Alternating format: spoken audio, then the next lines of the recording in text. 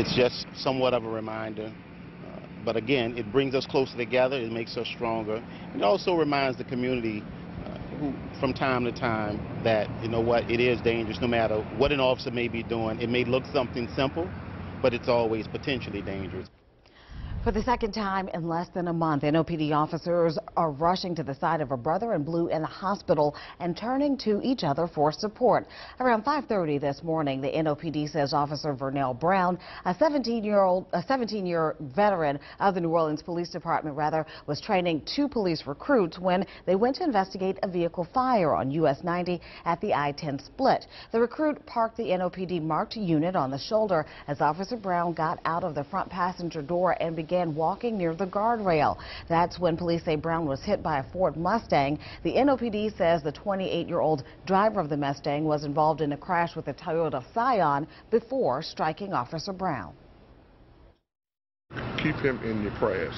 Keep him in your prayers because we want to pray him out of danger. He's a very, very passionate person, very smile that will light up a room. When he comes around, you always see him smiling. Right now, Officer Brown is in the hospital in serious condition while officers pray for Brown's speedy recovery. Some are discussing how to keep other NOPD officers safe in the field. WDSU's Casey Ferrand is live tonight with more on a proposal they're hoping the department will consider. Casey.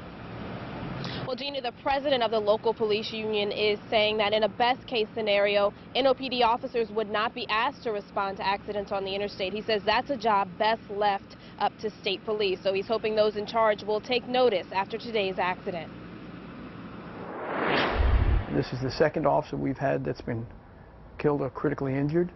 I anticipate there'll be more if we continue to do things exactly the same way. Not much has changed in the 2 years since NOPD officer Rodney Thomas was killed.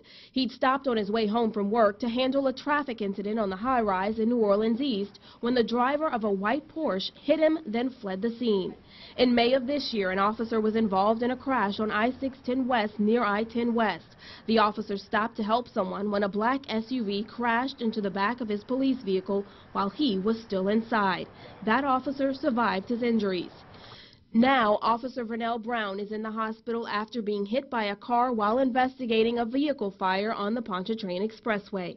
And I certainly hope that this changes and that maybe this will help change it. Captain Michael Glasser, president of the Police Association of New Orleans, says in February he asked the NOPD to consider moving 6 to 10 state police officers who've been deployed to the French Quarter to work traffic enforcement on the interstate. Those vehicles that the state police have are well equipped for this. That's what they're designed for. And that's why we requested that they go out there. And our request was refused. And not only just refused, but ridiculed. Okay? And I think that was a mistake. Glasser says state police are better trained and better equipped to perform the job of traffic enforcement. And he says officers and the public are being put at risk while NOPD struggles with the shortage of officers on the force.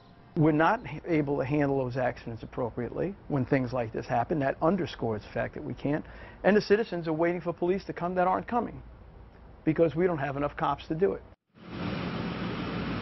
Now, we did reach out to NOPD and state police this evening regarding Glasser's comments. We've heard back from state police. A spokesperson says that they will continue to work with Chief Harrison to help and support the department from the neighborhoods to the highways whenever asked.